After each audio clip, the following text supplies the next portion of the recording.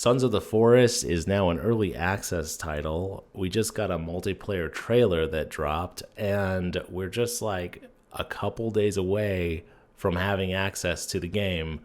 So we're going to talk about that and a couple other things that I think are interesting about the genre here on the PC Elitist show. Hello, my friends. Welcome back to the PC Elitist. My name is Woodsy. If this is the first time you found this channel, welcome. If it's the second time you're watching this channel, then subscribe. What are you doing? Today we're talking about The Forest. Its release is imminent. They did change it from early access or from full release to early access. The reason why was that they had already pushed it back from last year, I believe, and they didn't want to do another pushback and anger the community. So what they did was kind of make a compromise that they're going to just go into early access because they say that the scope of the game is so much bigger and they think it does need more work, and they think this last leg of development would actually maybe even benefit by having players and giving their input. So they didn't want to abandon their release date altogether. So I think it's a good thing. Now, that's a little bit based on opinion. In my experience, early access is one of those things that it's as good as the developer themselves. So if you get a mediocre developer, early access is a languorous thing that just never seems to end. You just have games that are in early access for years and years and years. They just don't seem to. They're early access limbo. I'm sure that's a phrase that's been used. They're just there forever. And then there's games that hit early access, get a lot of great information from the players, and then release a full release and then release a great game. I would say the most recent example I had with that was Grounded. It's a great survival game. It was in early access for a while, but they kept updating it, and I would say they're very, very on top of the community and telling them what was going on. And when 1.0 came out, it just felt like such a big, like, the world opened up even more, and there was so much more to look through and look at. It was a great experience, I would say. And I didn't play too much of that game, but I, as a early access guy, I do buy early access games here and there, but I usually just kind of like dabble and then see what it's like, and then jump out and play a bunch of other games until this game actually releases. So will I do that with The Forest? I don't know. I'm definitely going to buy it and play it. I just don't want to spoil everything for myself, soak up all the content that's there, and then watch every little iteration as it comes out. I don't want to do that. So we'll see. But I'll definitely be playing it in the next couple of days, and which puts me in a kind of a bind because I'm really into Grounded. So now I have to fit another survival game in on this. And they just dropped a multiplayer demo, which is a multiplayer trailer, which is mostly just showing the same gameplay footage with other people running around. I don't know. It seems weird to show that 4 days before it releases. Maybe they just want to get the snowball moving on the hype train. I don't know. It was a little strange that it came out and I look at the release and it's a few days away. So, I mean, it's within 48 hours of this cast, it's coming out. The 23rd, I think. I don't know if that's 23rd midnight or some part during the day. I'm not sure. But I want to have a discussion in this video about the state of the genre, the survival game genre. I'm going to limit the scope of this to co-op PvE games. So Forest is a great example. Grounded is a good example. Games where you're either playing it alone, Subnautica, the king of survival games, keeping it it's isolated to that kind of stuff. There's Ark and Rust and these other games that I think are just a different type of survival game. It's a PvP survival game, obviously. That's the big thing. But the cadence of the game, a lot of the mechanics just are very, very different. So this particular discussion, this particular thought process is all based on the more PvE type survival games. And I've kept thinking about this. We've had a run of some good ones. There's a lot of survival games out there. And I think that developers have been really working out what players like to do with survival games, what the progression looks like. What do you like to spend your time doing? Finding new tech, like finding new recipes to get new tech, to find new conveniences.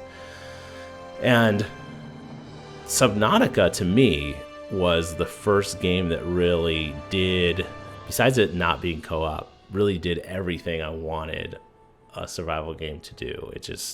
It was well paced. You got to imagine survival games mechanically are paced based on how quickly or how slowly you feed the player new technologies, new conveniences, new recipes, new stuff to explore, like find to explore. Some of that is player dependent. Like, you're never going to be able to do this thing or find this thing until you kill this type of creature, or cut down this type of tree, or research this thing or that thing. So it's dependent on how fast the player kind of circulates. But there's also an aspect of collection and harvesting, right? So how long does it take to harvest certain types of materials in order to build certain types of things? Like, how long should it take the players to collect enough wood to build their first house or to build a larger house? Like, that's all in consideration. Like, why in the forest could you carry 2 logs and not 3, or whatever the number was, 2 logs or not 3 logs and not 5 logs? Because the developer is trying to pace out this game, and it needs to feel like a struggle. That's like kind of the whole point of a survival game, that it feels like you built yourself up from the ground up. And that is where I come to my point, is that my favorite survival games so far have been ones like Subnautica that really force you to kind of become part of the world you're living in, to survive within this environment, this hostile environment. And then only after have you kind of built yourself up that a storyline really starts to come into focus. I think Subnautica did it the best. I don't know. At the time when Subnautica came out, there was a lot of just bad survival games out there that just all they did were survival. Like, they just were punishing, and just there was no like end to the game. There was very little story happening, just more survival and or areas to explore. But the great thing about Subnautica, it actually gave you a goal, and that was great, absolutely great. And now we have a lot of good ones out there. Grounded is really, really good. Raft did the same thing, and that's, I think that we're like in the middle of this hill, this mountain, where survival games are going to get just better, because I think they're like these narrative storytelling monsters that we haven't even like fully capitalized on yet. It's just now we're creating these games because we've gotten so used to the mechanics that we've developers have gotten good at understanding what players like in mechanics, that they start playing with them more. Like, oh, you're just on a raft, or you're shrunk, or you're crash land into a forest, or you crash land onto a watery planet. Now you're trying to figure it out. Like, I really love the whole concept of like being thrown in a weird environment with absolutely nothing, and then being able to, from the developer's perspective, like drip feed you and sneak in a storyline And the reason I like that, and in survival games, even though some don't do it, sometimes the goals are like really apparent, like Grounded doesn't drip feed you much, like what you need to be doing. But that game's more tongue-in-cheek, even The Forest, the first one, you crash land and some guy steals your kid. Like, the goal is to get your kid back, but the method in which you're going to do that is like hidden from you, so there's like so many good stories that could be told from this, like, starting from nothing perspective. I think a lot of like RPGs, it's almost like, I feel like more like it's an RPG.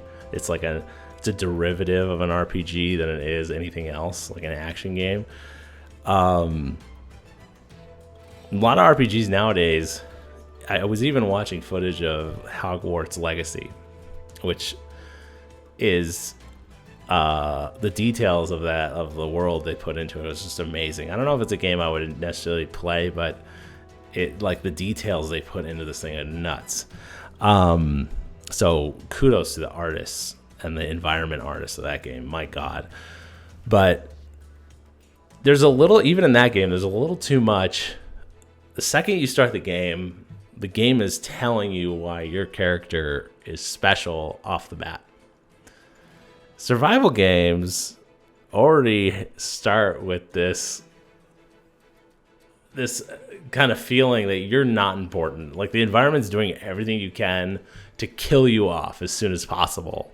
And I love like that, overcoming all that, where the environment is trying to kill you, and then you defeat this, and you basically overcome the environment, and now you're using it all to your advantage and doing things very efficiently.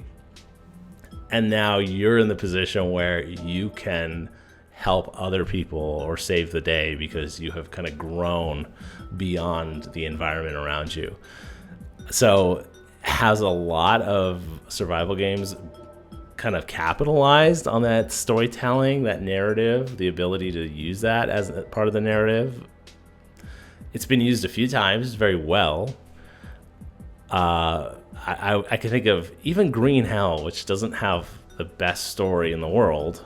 The story is very much amplified by the fact that it is really hard to live in that jungle. Green Hell is, especially on like hard mode, is pretty crazy. But it gives so much weight to the story because it's so hard. So I feel that way about Grounded. I felt that way about Subnautica, The Forest, the same thing. I think there's so much more for the genre to do. So this is kind of a video of just like, I'm excited for it. I think that as good as Sons of the Forest may be, I think we're still like in the advent. We're like still in the upshot phase. We haven't even peaked yet. So I'm like really excited to watch this next iteration of this genre. I'm excited to play The Forest, and I'm just curious.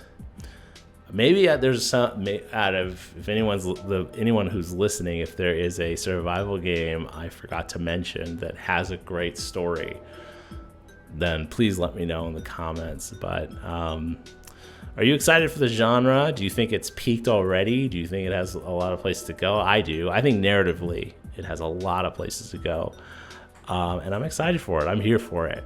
So I hope you guys have a great rest of the week, and I'll talk to you next time.